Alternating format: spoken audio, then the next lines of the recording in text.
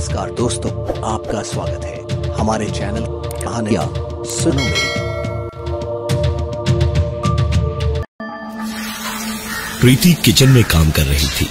राहुल के घर लौटने का टाइम भी हो रहा था। दरवाजे की उसी वक्त घंटी बजी।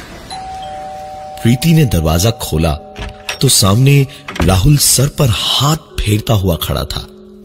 प्रीति को थोड़ा सा अजीब लगा, क्योंकि राहुल का स्कूल से घर लौटने का मतलब था कि धमा चौकड़ी मचाकर पूरे घर को सर पर उठा लेना, और यहां पर यह चुपचाप ऐसे सर सहलाते हुए खड़ा क्यों था।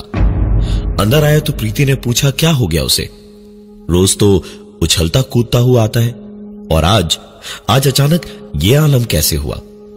तो राहुल ने बताया कि स्कूल में खेल खेल में झगड़ा हुआ, तो उसी में सर पर हल्की चोट लगी। नहा धोकर राहुल ने खाना खाया और सो गया। प्रीति ने भी सारा काम खत्म किया और टीवी देखने लगी जब घर का लैंडलाइन बजा।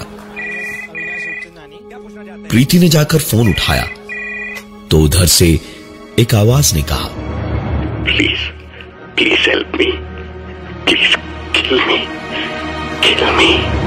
प्रीति ने एक दो बार हेलो हेलो किया, हेलो, लेकिन बात दोबारा वही सुनाई दी। Hello, please help me, please kill me, please help me. Hello, मदद करो मेरी, अरे क्या हुआ? Please kill me. प्रीति कुछ कह पाती इससे पहले ही फोन डिस्कनेक्ट हो गया। प्रीति ने रिसीवर रख के सोचा, कौन हो सकता है ऐसा मजाक करने वाला। तो कोई भी नाम समझ नहीं आया। कोई इस तरह फोन करता ही क्यों आखिर, पता नहीं क्यों, लेकिन वो आवाज बड़ी जानी पहचानी सी लग रही थी। प्रीति बड़ी देर तक सोचती रही वहीं बैठे बैठे कि किसकी आवाज हो सकती थी वो। कॉलर आईडी भी 2 महीने पहले ही हटवाया था, तो नंबर भी नहीं पता चला जो देख सकती वो। बहुत ही अजीब सा माहौल हो रहा था, बड़ा अजीब सा महसूस हो रहा था प्रीति को।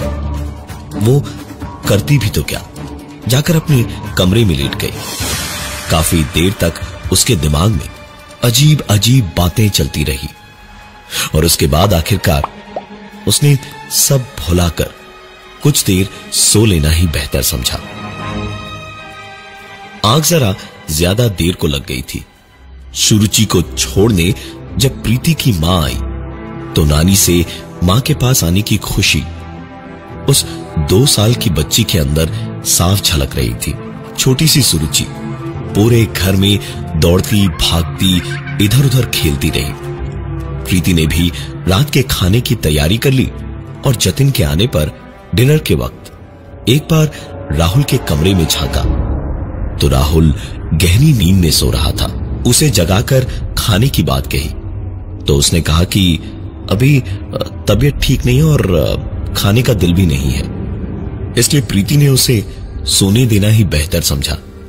डिनर के वक्त प्रीति और जतिन दोनों साथ साथ बैठे थे, तो प्रीति ने सुरुचि को खिलाकर सुला दिया और फिर जतिन को बैठ के दिन में आए उस फोन की बात बताई।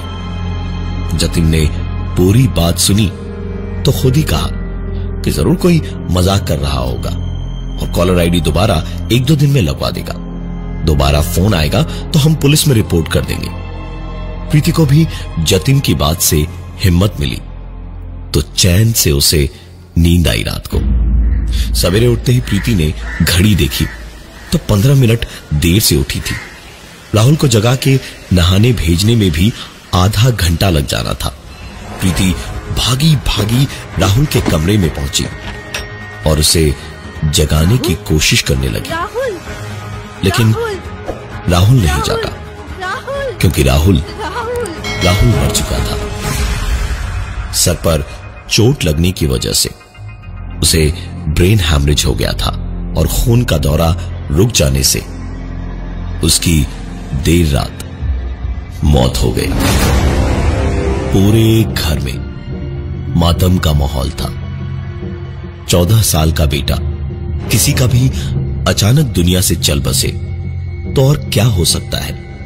किसी तरह वक्त बीता 5 साल हो चुके थे राहुल की मौत को।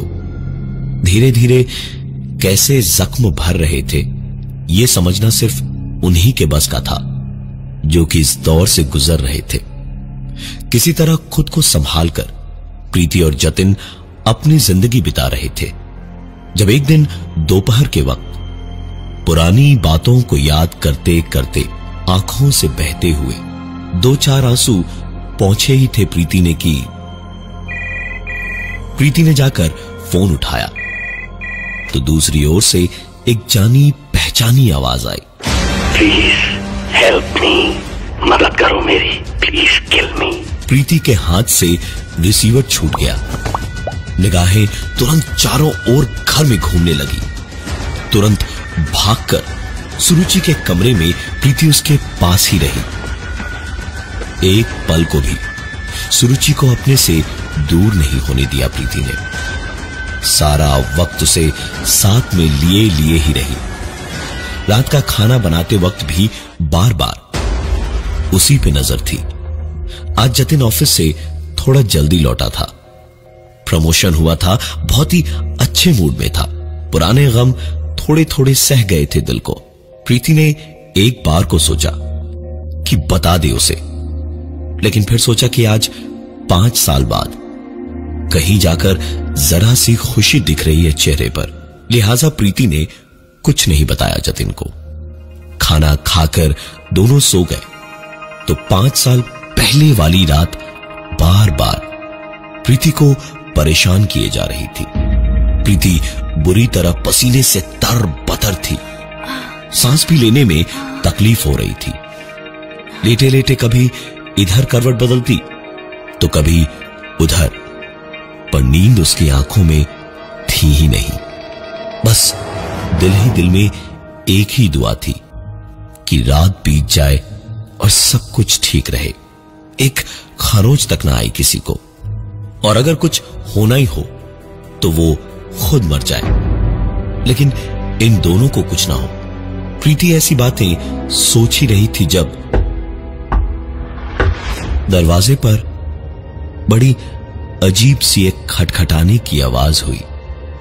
प्रीति ने देखा कि दरवाजे के नीचे से किसी की भी परछाई नहीं दिख रही थी। नीचे देखते देखते ही दोबारा एक बार फिर से खटखटाने की आवाज हुई। प्रीति दुबक कर जतिन को देखने लगी, लेकिन खटखटाने की लगातार आती हुई आवाज के बावजूद भी जतिन को कोई फर्क नहीं पड़ रहा था। इसका मतलब आज शायद प्रीति की ही बारी थी। प्रीति खुश थी कि जतिन और सुरुचि ठीक है, लेकिन खटखटाने की आवाज अभी भी हो रही थी। प्रीति चाह कर भी पलंग से उतरने की हिम्मत नहीं कर पा रही थी, लेकिन आखिरकार रोक न पाई खुद को और जोर से चीखी, कौन हो तुम? निकल जाओ मेरे घर से, ये मेरा घर है, जस्ट गेट आउट।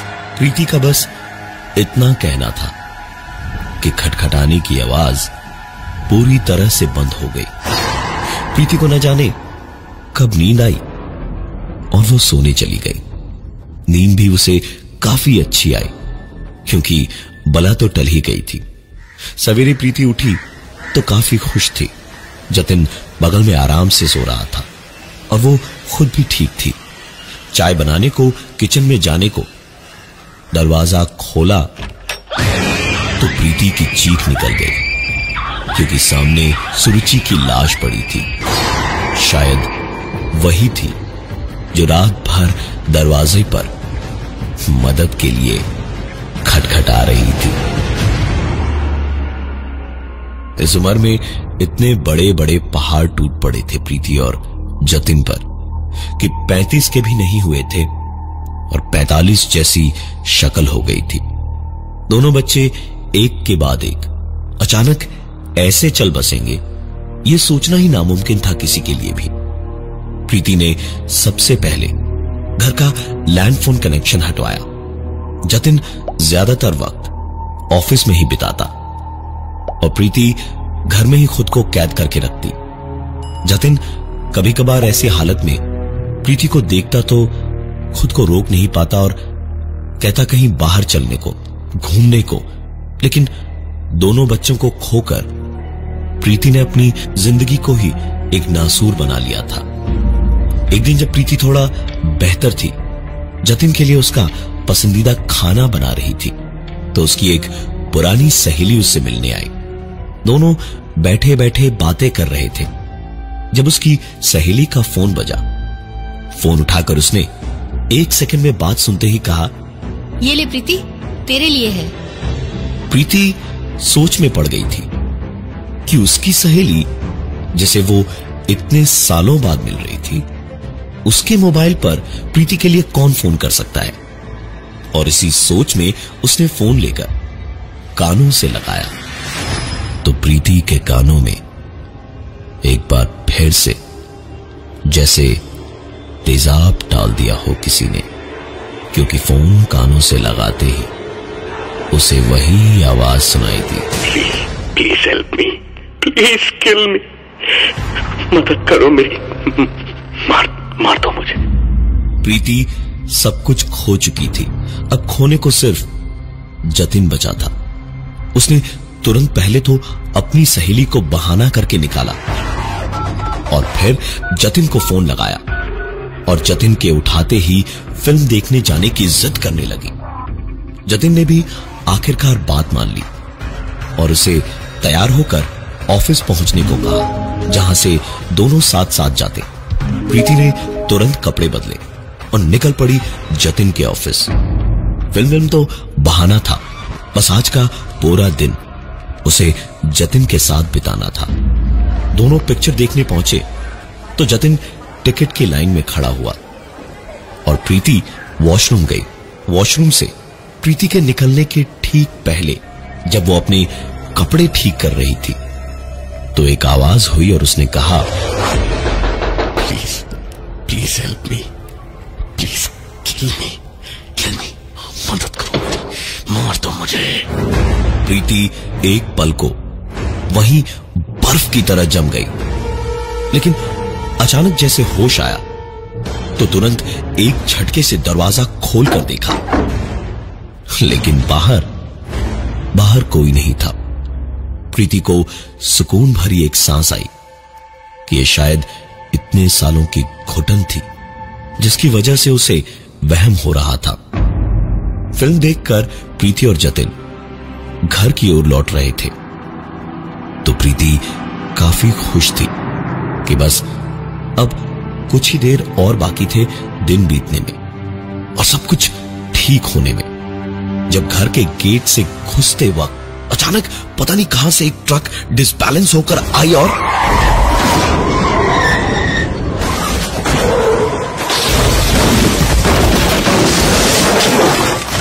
गाड़ी अच्छी थी इसलिए तुरंत ही एयरबैग्स खुल गए और प्रीति की जान बच गई। दौड़े दौड़े आसपास के लोग आए और किसी तरह हालत संभाली। जैसे ही एयरबैग्स के पीछे से प्रीति को निकाला गया तो जख्मी हालत में भी वो चीख पड़ी,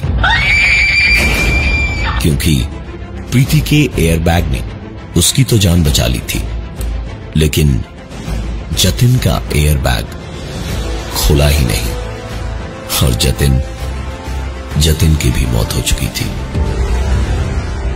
प्रीति अकेली रह गई है इस दुनिया में। प्रीति के लिए मुश्किल ही नहीं, नामुमकिन था ऐसा कुछ सह पाना।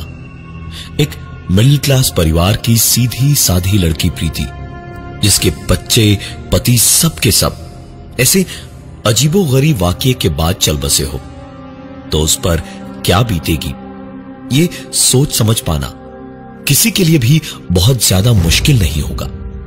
प्रीति ने बुरे हाल में जतिन के क्रियाकर्म और बाकी रिवाज खत्म करने के बाद जिंदगी से आस उम्मीद सब छोड़ दी थी।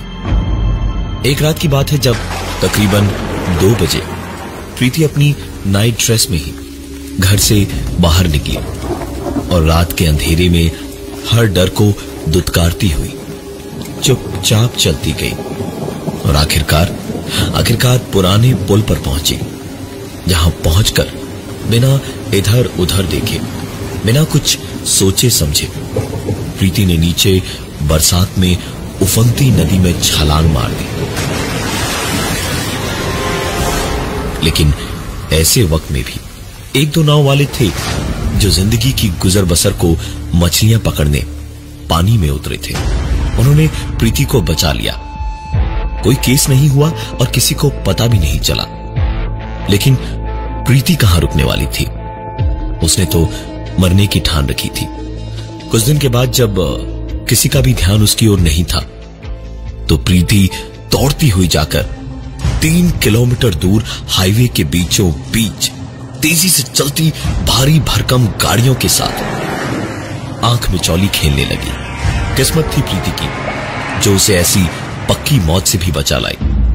2 महीने तक प्रीति शांत रही, लेकिन फिर उसने श्योर तरीका निकाला खुद को मार के अकेलेपन से निकलकर अपने राहुल, सुरुचि और जतिन के पास जाने का।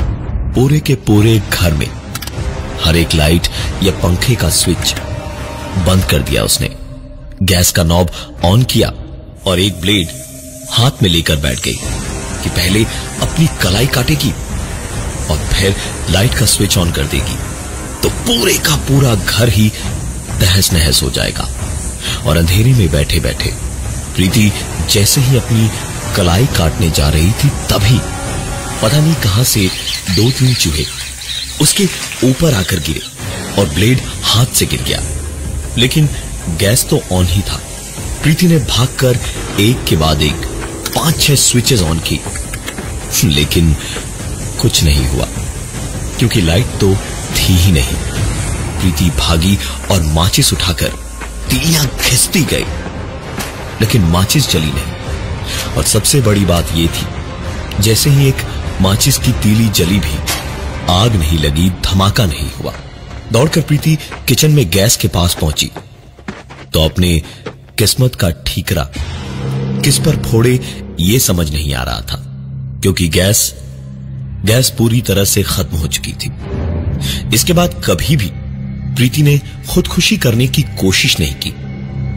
आज कई साल बीत गए हैं इन सारी बातों को, और प्रीति को सब मोहल्ले में लैंडलाइन भुआ कह के बुलाते हैं, क्योंकि प्रीति के मकान में हर कमरे में एक लैंडलाइन फोन लगा हुआ है और उस पर कभी भोले भटके कोई फोन आता है तो प्रीति फोन उठाकर लोगों से कहती है, प्लीज मुझे मार दो, प्लीज किल मी, प्लीज मुझे मार दो। लेकिन हर बार दूसरी ओर से बस